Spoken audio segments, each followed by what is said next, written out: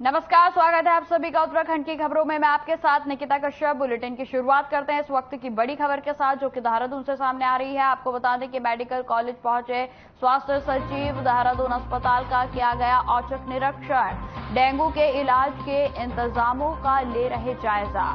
देहरादून में बढ़ रहे डेंगू के मामले। वहीं आपको बता दें कि डॉक्टर आर राजेश कुमार हैं उत्तराखंड के स्वास्थ्य सचिव। तो इस वक्त की बड़ी खबर हम आपको बता रहे हैं, जो कि देहरादून से सामने आ रही है। मेडिकल अस्पताल का दौरा किया गया है, जिसमें कि सचिव के द्वारा डेंगू के जिस तरीके से लगातार मामले बढ़ रहे हैं, इसको लेकर उनके द्वारा औचक निरीक्षण भी किया गया और साथ ही साथ वहां पर मौजूद कर्मचारियों को कई दिशा निर्देश भी सचिव के द्वारा दिए गए।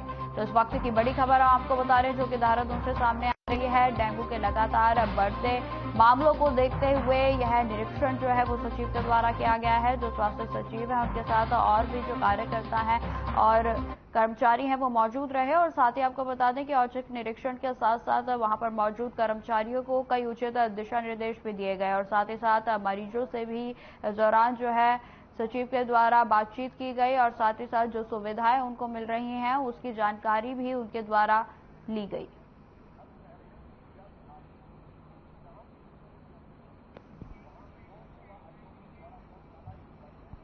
जेपी नड्डा ने हाल ही में उत्तराखंड के मुख्यमंत्री की तारीफ की थी और जिस पर कैबिनेट मंत्री सौरभ बहुगुणा ने कहा कि यह अच्छी बात है कि हमारे काम की सराहना करते हुए राष्ट्रीय अध्यक्ष ने मुख्यमंत्री पुष्कर सिंह धामी की तारीफ की। उन्होंने आगे कहा कि हमारी 1.5 साल की सरकार में जो कार्य हुए हैं उनको देखते हुए प्रधानमंत्री नरेंद्र मोदी ने भी हमारी सरकार और मुख्यमंत्री की जमकर तारीफ की थी और इससे ये स्पष्ट होता है कि जो विजन बीजेपी ने जनता के लिए रखा था उस विजन को आगे बढ़ाते हुए सरकार जनता और केंद्र की उम्मीदों पर पूरी तरीके से खरा उतर रही है।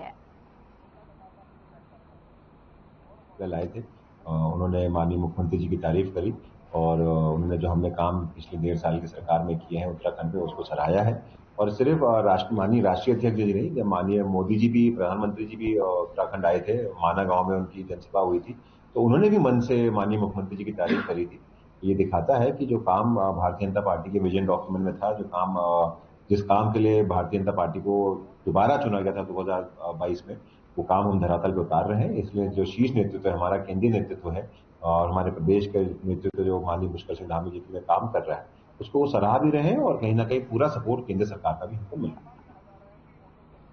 बागेश्वर उपचुनाव पर बोलते हुए कैबिनेट मंत्री और बागेश्वर प्रभारी सौरभ बहुगुणा ने कहा कि बागेश्वर उपचुनाव बीजेपी अच्छे मतों से जीतेगी। उन्होंने कहा कि लगातार 4 बार चंदन राम दास वहां से विधायक रहे हैं और अब उनकी पत्नी को उम्मीदवार बनाया गया है। जनता का अपार स्नेह मिल रहा है। उन्होंने संगठन के कार्यों को भी पार्टी हक में बताया। वहीं आपको बता दें कि सौरभ बहुगुणा ने कांग्रेस पर भी निशाना साधते हुए कहा कि कांग्रेस का अपना उम्मीदवार ही बीजेपी में आ गए हैं। उन्होंने यह भी बताया कि कांग्रेस को अपनी ही पार्टी में विश्वास नहीं है, इसलिए कांग्रेस ने आप पार्टी के उम्मीदवार को टिकट दिया है।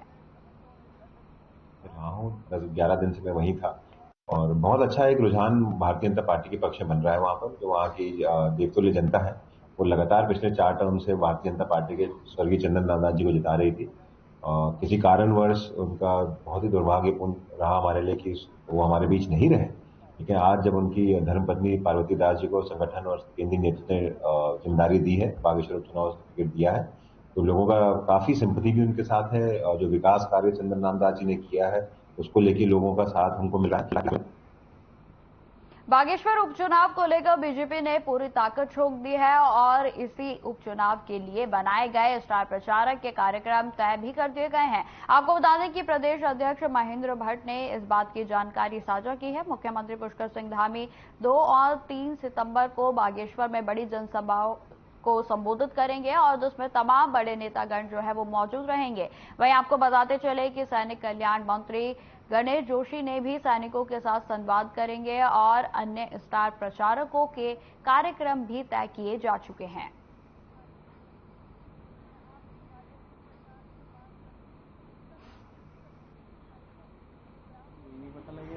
देखिए, माननीय मुख्यमंत्री नामांकन में गए थे, उसके बाद वर्चुअल एक सभा उनकी हुई है। उस वर्चुअल सभा में वहाँ की जो नगर पालिका के चेयरमैन थे भारतीय जनता पार्टी से हिस्सा ली। उनकी धर्मपत्नी वो ब्लॉक प्रमुख रही हैं कांग्रेस से, उन्होंने बीजेपी से हिस्सा लिया। अभी 2-3 तारीख को माननीय मुख्यमंत्री जी की 2 सभाएं हम लोग वहाँ करेंगे। मैं भी माननीय मुख्यमंत्री साहब की सभा में रहूँगा। इसके अलावा हमारे जो प्रदेश सरकार के मंत्री जो हमने स्टाफ प्रचारक रूप में जिनका नाम हमने रखा हुआ है, उनमें धन सिंह रावत जी का प्रवास 31 और 22 तारीख को रहने वाला है।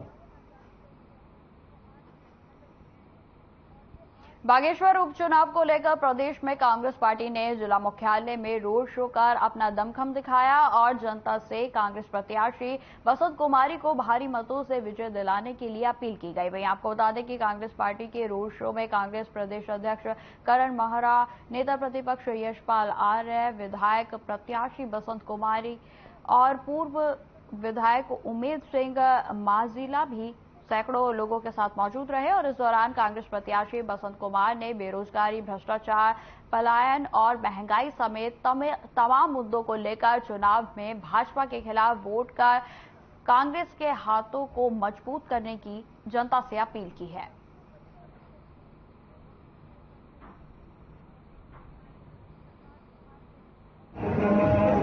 कल जो है हमको दफौट क्षेत्र से एक बहुत बड़ा संगठन जो है वहां पर जो भारतीय जनता पार्टी के लिए काम करता था, उसने कल ये निर्णय लिया कि भारतीय जनता पार्टी बेहतर पार्टी नहीं है, जो जनता के हितों में काम नहीं करती है। इसलिए हमें कांग्रेस पार्टी जो एक बेहतर पार्टी है, जो मानवता, इंसानियत और भाईचारे पर काम करती है, उस पार्टी के लिए काम करना चाहिए। कल जो है हमने उनको ज्वाइनिंग कराया। गाँव में देखिए टक्कर बहुत जोरदार है। ऐसा नहीं है कि कोई आदमी आराम से जीतेगा और मेहनत करनी पड़ेगी। और जहाँ तक बीजेपी अपनी प्रसर नीति इस समय काम कर रही है और वो ज़्यादा सफल नहीं होगी। लोगों को बीजेपी के शासन से अब ऊब होने लग गई है।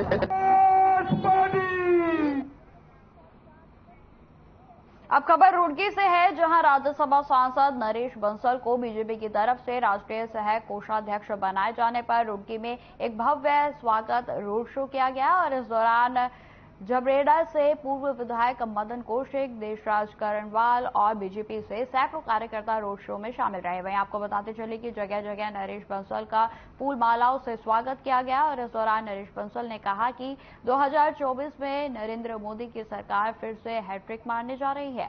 वहीं रोड शो में मौजूद मदन कौशिक ने कहा कि अगर सरकार मुझे टिकट देती है तो मैं सीट पर जीतकर पार्टी की झोली में डालने का काम करूंगा।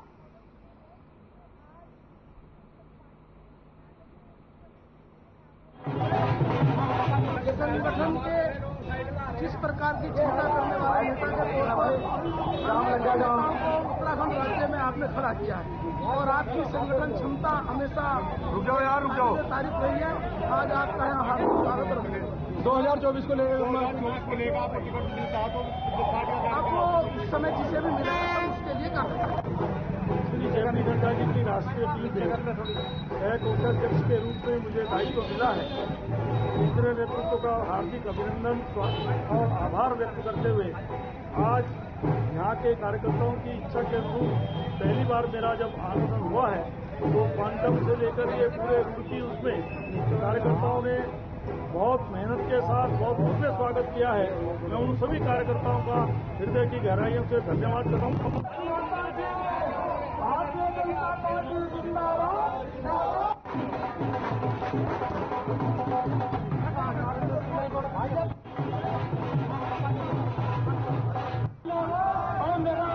मेरा सभी ये जो अपने भारतीय जनता पार्टी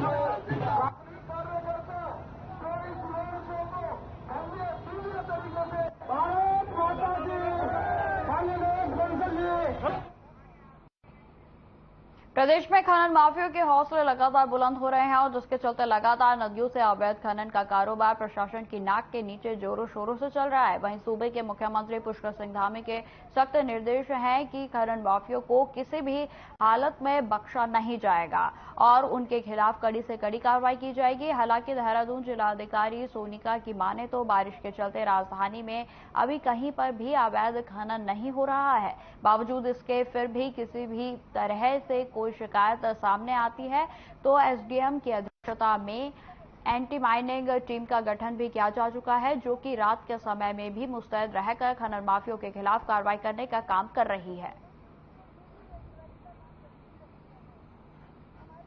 जब भी आता है या उससे पहले हमारे यहाँ एंटी माइनिंग टीम बनी हुई है जो कि एसडीएम की अध्यक्षता में बनी हुई है। और अभी क्योंकि बरसात का सीजन है, एज ऑफ नाउ तो कहीं खनन नहीं हो रहा है, लेकिन क्योंकि बीच बीच में शिकायतें आती रहती हैं कि नदी में से कहीं ना कहीं ट्रैक्टर ट्रॉलियाँ चल रही हैं, तो हमारी टीम रात को भी जाती है। कल भी कार्रवाई हुई है, करीबन 8-10 कल भी ट्रैक्टर ट्रॉलीज और डंपर सीज किए गए हैं, और उससे पहले भी डेली बेसिस पे हमारी टीम जा जाके कार्रवाई करती है।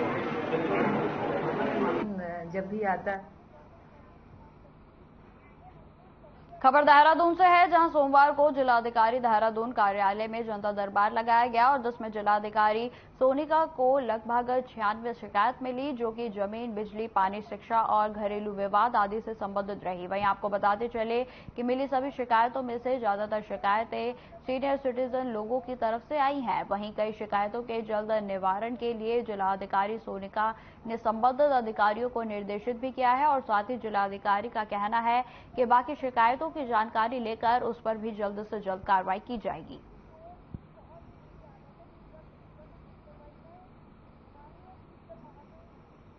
तकरीबन 86 प्लस हमारे पास शिकायतें आई हैं, और ज़्यादातर शिकायतें लैंड से जैसे होती हैं हर बार, और लेकिन उसके अलावा जो मेजरली आज शिकायतें देखने में आई हैं वो सीनियर सिटीजन्स की आई हैं। काफ़ी मात्रा में यहाँ पे सीनियर सिटीजन्स आए हैं जिनकी घरेलू किसी वजह से उनकी शिकायतें आई हुई हैं, और हमने कंसर्न एसडीएम को बोल दिया है, क्योंकि वो भरण पोषण भी वही देखते हैं, तो एसडीएम उसको एक बार पर्सनली देख लें कि इश्यूज क्या हैं और उसे रिजॉल्व करें। पब्लिक में मिलने के लिए आती है तो कोई शिकायत तो होगी नहीं बात। उत्तराखंड के चर्चित अंकिता भंडारी हत्याकांड को लेकर बड़ा अपडेट सामने आया है। दरअसल अंकिता भंडारी हत्याकांड के आरोपियों को कोटद्वार एडीजे कोर्ट में पैरवी कर रहे वरिष्ठ अधिवक्ता अमित सजवान ने इस केस से हटने का निर्णय लिया है। वहीं आपको बता दें कि कोटद्वार से मीडिया से बातचीत में अमित सजवान ने कहा कि अंकिता भंडारी हत्याकांड के मुकदमे के कारण वह दूसरे मुकदमों को टाइम नहीं दे पा रहे थे, और जिसके चलते उन्होंने इस केस में अपना वकालतनामा वापस ले लिया है।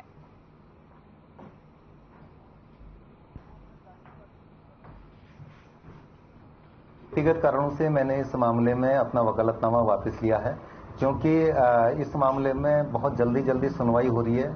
आज ही जो है इसमें ऑर्डर हुआ, फिर इसमें 1 तारीख लग गई है, और इस प्रकार से जो है और जिस दिन इस मामले की सुनवाई होती है लगभग पूरा दिन इस मामले की सुनवाई में लग जाता है, और इस कारण मेरे अन्य क्लाइंट के साथ मैं न्याय नहीं कर पा रहा हूं। उनके मुकदमे छूट जा रहे हैं, तैयारी भी सही तरीके से नहीं हो पाई है।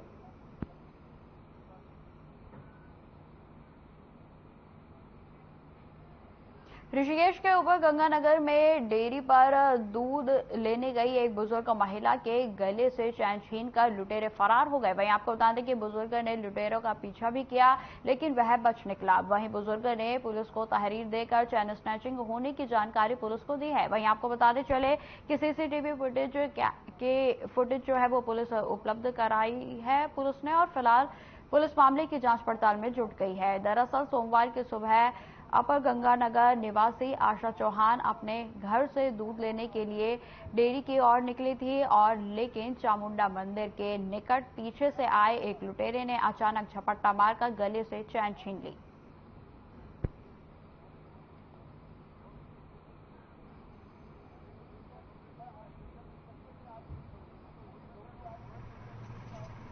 मैं रोज की तरह दूध लेने जाती हूँ सुबह, तो गली नंबर 8 में एक व्यक्ति ने मेरा पीछा किया, और मैं समझ ही नहीं पाई कि ये कौन है, और उसने पीछे से झपट्टा मार के मेरी चैन निकाली। और गली नंबर 8 में एक छोटी सी गली जाती है, उससे भाग के मैंने पीछा भी किया, और गली नंबर 9 में उतर के फिर गली नंबर 10 में घुस गया।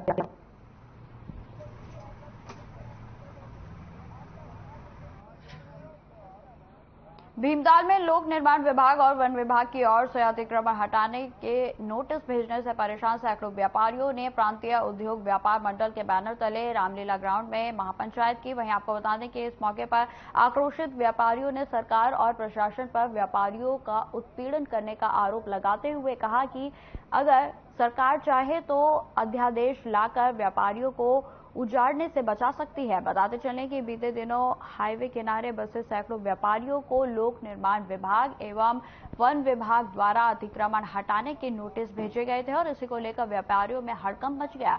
वहीं व्यापारियों का आरोप है कि सरकार उन्हें उजाड़ने का काम कर रही है और इसी के चलते सोमवार को नैनीताल जिले के सैकड़ों व्यापारियों ने भीमताल के रामलीला ग्राउंड में प्रांतीय उद्योग व्यापार मंडल के बैनर तले एक महापंचायत की।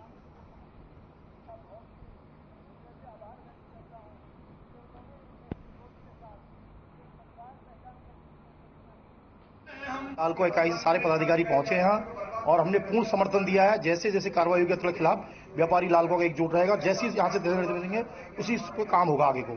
सरकार कह रही है कि हम हाईकोर्ट का पालन कर रहे हैं, उसको लेकर अब सरकार कुछ कहे, हमारे प्रदेश देश का नेतृत्व होगा, उसको हम उसका उद्योग व्यापार प्रतिनिधिमंडल द्वारा आज जो महापंचायत बुलाई गई है, इसमें जो हमारे राज्य मार्गों के किनारे में बसे हुए व्यापारियों को उजाड़ने का कार्य सरकार के द्वारा किया जा रहा है और हाईकोर्ट के नाम पर वो हमारे व्यापारियों को डरा रही है, धमका रही है। इसके लिए हम लोगों ने ये आंदोलन की चिंगारी इस भीमताल की रामलीला मैदान के प्रांगण से छेड़ दी है।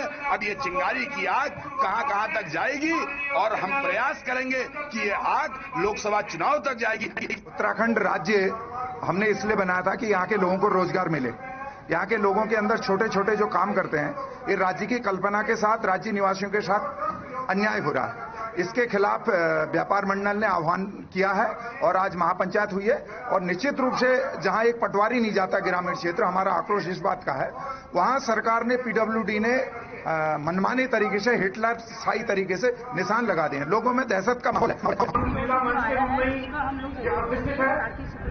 तो रामलीला मंच जहाँ पर असत्य के खिलाफ, शोषण के खिलाफ उसमें चाहे मर्यादा पुरुषोत्तम श्री रामचंद्र जी ने अपने कई युगों पहले जिनकी प्रासंगिकता तब भी थी, अभी भी है और आगे भी रहेगी। हमें ये मैं आह्वान करना चाहता हूँ इस मंच से सम्मेलन। ये एक बहुत बड़ा आंदोलन का स्वरूप यहाँ पर लेने जा रहा है। भीमताल में जो महापंचायत हुई है, ये हमारे एक नई दिशा व्यापारियों की दिखाएगी और हम सरकार को स्पष्ट रूप से चेतावनी देते हैं कि व्यापारियों को इतने हल्के में न लें। व्यापारी इस समय आज से नहीं, बहुत पुरातन काल से रीढ़ की हड्डी की तरह सरकार का साथ देता है।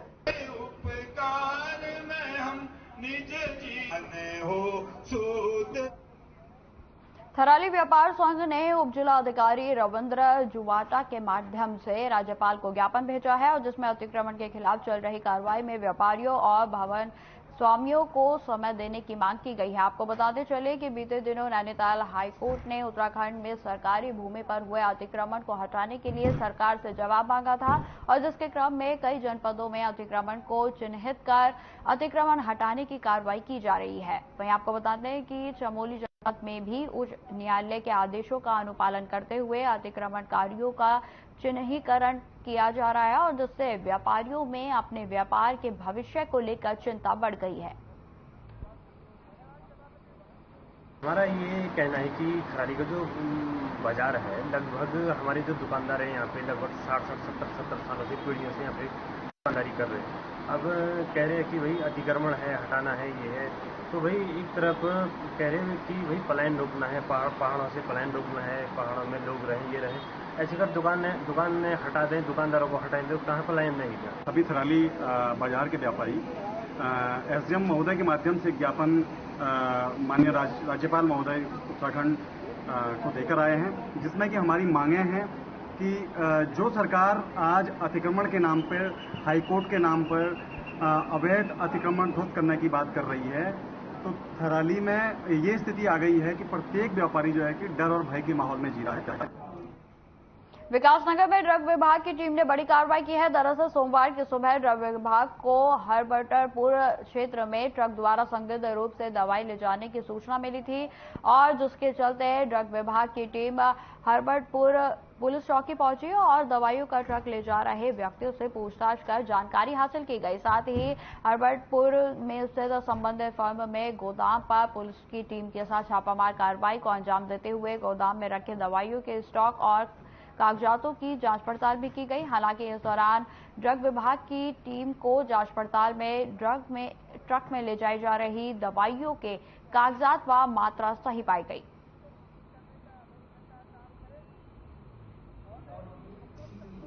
इन्होंने कोई ट्रक जो पकड़ा है दवाइयों से भरा हुआ है और हरपुर चौकी में वो खड़ा है और उसमें 2 लोग भी हैं जिनसे पूछताछ की जानी है और प्रकरण में जांच हुई है। तो मैंने ड्रग कंट्रोलर महोदय से जो है इसमें अनुमति प्राप्त करके विजिलेंस के साथ एफडी विजिलेंस टीम के साथ में हम लोग चौकी पहुंचा, जहाँ पे हमने जो 2 लोग वहाँ पे बैठे थे जो ट्रक में भी सवार थे, ट्रक दवाइयों से भरा हुआ था, तो उनसे पूछताछ की है। उन्होंने उन दवाओं के क्रय विक्रय अभिलेख हमको उपलब्ध करवा दिए थे, लेकिन इनकी एक फर्म यहाँ पे काउंटर रोड पे स्थित है, ब्लू जोन हेल्थ केयर के नाम से। पौड़ी में एनएसयूआई का नया जिलाध्यक्ष हाईकमान से नामत होने के बाद कई पदाधिकारियों और कार्यकर्ताओं ने अपना इस्तीफा उत्तराखंड प्रदेश अध्यक्ष को भेज दिया है। दरअसल एनएसयूआई के नए जिलाध्यक्ष की सूची जारी हुई है और जिसमें पौड़ी से राजेश भंडारी को एनएसयूआई का नया जिलाध्यक्ष नामित किया गया है। लेकिन राजेश भंडारी के पौड़ी से एनएसयूआई जिलाध्यक्ष बनते ही एनएसयूआई में फूट पड़ गई है। एनएसयूआई की जिलाध्यक्षों की जो लिस्ट जारी हुई है और उसमें जो ऐसे व्यक्ति को उन्होंने जिलाध्यक्ष बनाया है, जिन लोगों ने पूर्व में जो शासन चुनाव हुए थे, उस शासन चुनाव में एनएसयूआई ने परचम लहराया था पौड़ी में, तो उस चुनाव में इन लोगों द्वारा एनएसयूआई को हराने के लिए पूरा जोर लगाया गया। और आज पार्टी के जो प्रदेश अध्यक्ष हैं विकास नेगी जी, इनके द्वारा उन्हें पौड़ी जिले का जिलाध्यक्ष बनाया जाता है। बिना पौड़ी के कांग्रेस हमारी जो कांग्रेस मेन कांग्रेस के जिलाध्यक्ष जी हैं, उनकी कोई सहमति नहीं है। हम 4 लोग दावेदार थे जिलाध्यक्ष के। अब बात आती है प्रदेश अध्यक्ष की, कोई कार्यक्रम होता है तो प्रदेश अध्यक्ष जी जो जिला को कार्यक्रम भेजते हैं उनमें हम लोग शामिल रहते हैं, सिर्फ हम लोग ही उस कार्यक्रम को करते हैं। मेरा कुल मिला के ये बोलना है, कार्यक्रम और मेहनत कराओ तुम हमसे और लास्ट में पैराशूट कैंडिडेट को लियाओ, ये कहाँ का कैसे इस एनएसयूआई को मजबूत करने का काम ये आदमी करेगा। हम सर इसलिए इस्तीफा दे रहे हैं। देखो जो जिलाध्यक्ष इस टाइम पे प्रेजेंट टाइम में बनाया गया है, अभी कल की जो लिस्ट में उन्होंने, मैं सही कहता हूँ, हमारे टाइम पे कोई वो समर्थन नहीं दिया है हमें। हमारे जो बनाने वाले मैं ये कहना चाहता हूँ, जो हमारे पूर्व में जो गौरव भाई थे जो जिलाध्यक्ष थे, उन्होंने हमारा पूरा समर्थन किया। और जो हमारे बड़े भाई अस्कर भाई है, हम तो चाहते हैं कि 4 या 5 साल से हैट्रिक सर ये परचम जो लहराया गया है एनएसयूआई का कॉलेज में, वो इन्हीं के द्वारा। एसपी देवेंद्र पिंचल चंपावत के आदेशानुसार जनपद चंपावत में चलाए जा रहे ऑपरेशन मुक्ति अभियान के तहत बाल भिक्षावृत्ति की रोकथाम और भिक्षावृत्ति करने वाले बच्चों को चिन्हित कर स्कूलों में दाखिला कराए जाने हेतु निर्देशित किया गया है और जिसके क्रम में जनपद के विभिन्न क्षेत्र अंतर्गत पुलिस टीमों के द्वारा जागरूकता अभियान भी चलाया गया।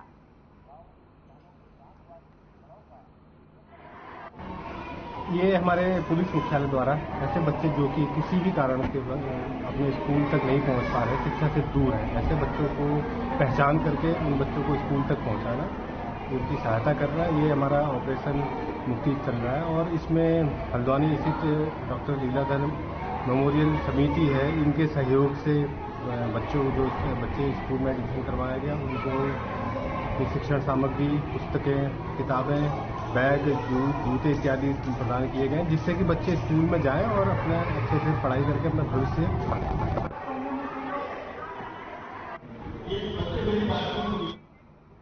देहरादून अस्पताल के ओपीडी में लगातार मरीजों की भीड़ बढ़ती ही जा रही है। आए दिन डेंगू, मलेरिया, आई फ्लू, सरदर्द और बुखार के मरीज लगातार देहरादून अस्पताल में पहुंच रहे हैं। अस्पताल के मुख्य चिकित्सक अधीक्षक डॉक्टर अनुराग अग्रवाल ने बताया कि अस्पताल पर लोगों का विश्वास बढ़ता जा रहा है और जिसकी वजह से ओपीडी में आए दिन मरीजों की भीड़ भी लगातार बढ़ती ही जा रही है।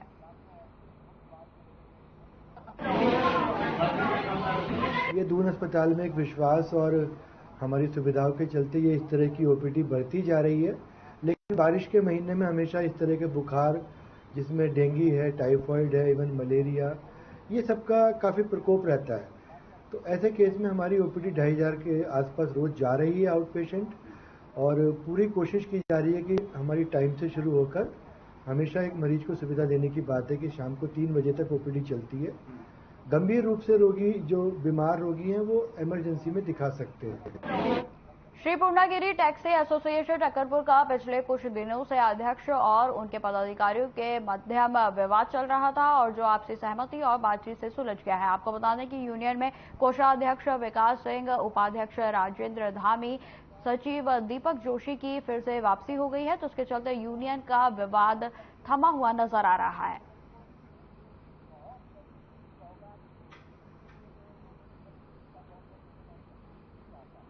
आपसी थी उनका कोई उस टाइप का वो था नहीं, कोई यूनियन में ही थे। हमारे संरक्षक हुए द्वारा जो है हम लोगों के बीच में वार्ता कराई, कुछ हल्का सा मनमुटाव चल रहा था, वो भी उनका मनमुटाव कुछ नहीं था। कुछ लोगों ने उन्हें जो राजनीति कर रहे हैं आज उन लोगों ने थोड़ा बदलाया था, तो थोड़ा उससे उनका मन खराब हुआ था। फिर गाड़ी वालों के लिए काम करने में थोड़ा लोगों को दिक्कतें होती हैं, दौड़ भाग कुछ है ही हमारी गाड़ीबाजी में, तो हमारा थोड़ा वो हुआ था। तो कोई बात नहीं, उसमें हम लोग एक ही लोग हैं, हमारा परिवार है, हमारा टैक्सी में एक परिवार है, परिवार में भाई में भी लड़ाई होती है, बर्तन में बर्तन टकराता ही है, कोई दिक्कत नहीं। सांस्कृतिक नगर अल्मोड़ा के में ऐतिहासिक नंदा देवी मेले की तैयारियां शुरू हो गई हैं। मेला समिति ने प्रेस वार्ता बुलाते हुए नंदा देवी मेले का पोस्टर भी जारी कर दिया और इस दौरान आयोजकों ने बताया कि आगामी 20 सितंबर से नंदा देवी मेले का आगाज किया जाएगा और जबकि 27 सितंबर की शाम को मां नंदा सुनंदा की भव्य शोभा यात्रा निकालकर मेले का समापन किया जाएगा। बात है, कुमाऊं का सबसे पौराणिक मेला है और यह मेला 20 सितंबर से लेकर 27 सितंबर तक यहाँ पर आयोजित किया जाएगा और 27 सितंबर को ठीक 4 बजे माँ की 3:30 बजे माँ की शोभा यात्रा के संग इसका विसर्जन होगा और जहाँ तक 20 तारीख से मेला शुरू होगा तो विभिन्न स्कूल के रंगारंग कार्यक्रमों के साथ साथ हमारे पहाड़ के जो छोलिया नर्तक होते हैं और साथ झोड़ा भगनौर से बैर, इन सब लोगों को यहाँ पर आमंत्रित किया गया है। फिलहाल इस बुलेटिन में इतना ही। खबरों की और भी जानकारी के लिए बने रहे हमारे साथ। नमस्कार।